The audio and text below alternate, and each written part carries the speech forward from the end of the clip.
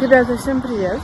Сегодня 5 мая на календаре, а это значит, что сегодня православные люди отмечают Пасху. Собственно говоря, поздравляю я вас с этим праздником, но не знаю, когда мое видео выйдет. Сегодня, в общем, у нас по планам съездить в монастырь.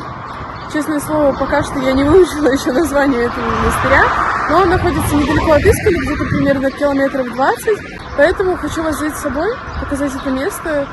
Правда, насколько я знаю, монастырь не действующий, то есть там ни службы, ничего такого не будет. Мы просто едем туда посмотреть, открыть для себя новое место, потому что мы там не были.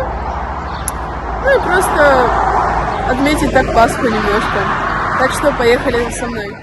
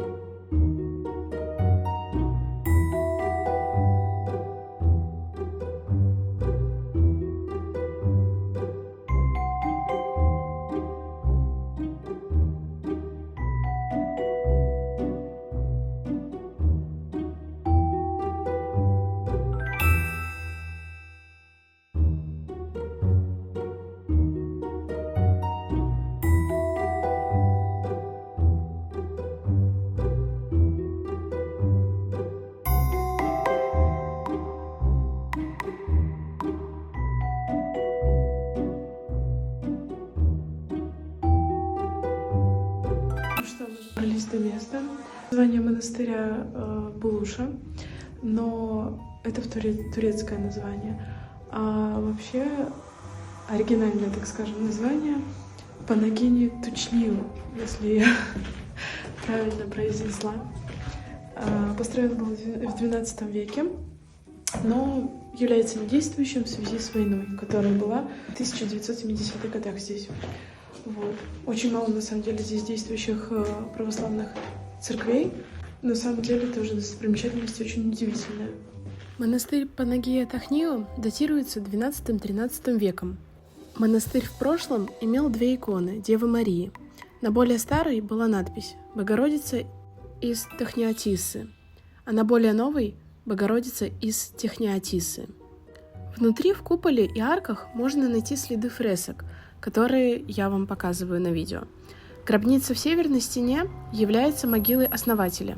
Вся церковь была украшена фресками. До 1974 года сохранилось немного фресок.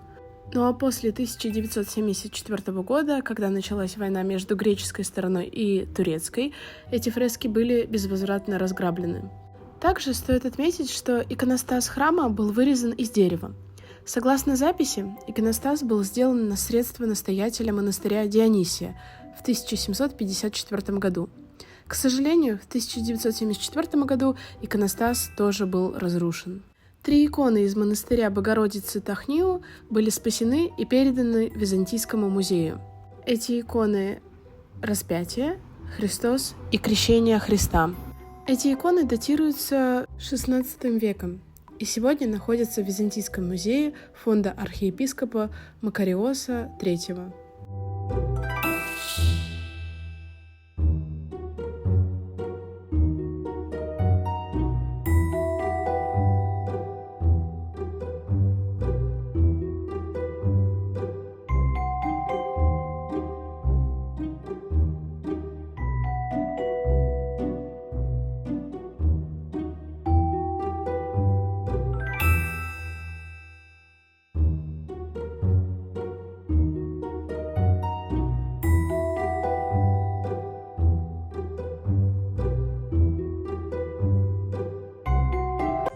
Сам монастырь на самом деле вообще маленький. То есть вот основное здание, церковь и здесь келья расположены.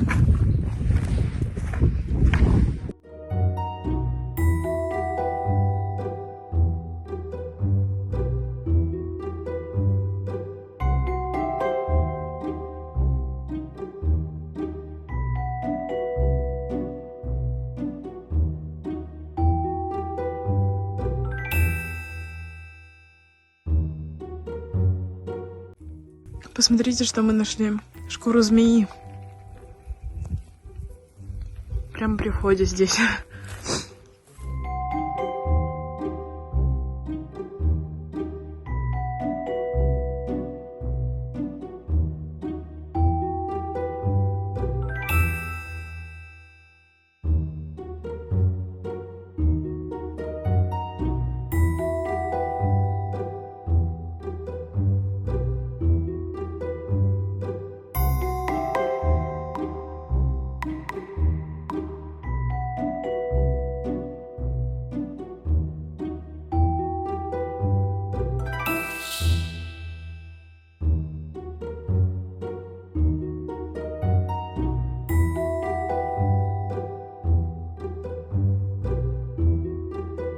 Визитной и отличительной карточкой данного монастыря служит кипарис. Неизвестно точно, сколько лет этому кипарису. Одни источники указывают возраст этого дерева 500 лет, другие — 700.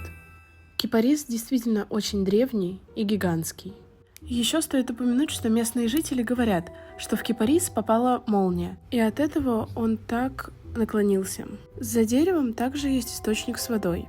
Ну что ж, вот видео и подошло к концу. Хочу вам сказать большое спасибо за просмотр этого видео. Надеюсь, вы для себя открыли новое место на Северном Кипре, которое также необходимо посетить, особенно верующим людям, потому что, как я упомянула ранее, к сожалению, на острове так много христианских именно мест, которые раньше, несколько веков назад, были очень популярны.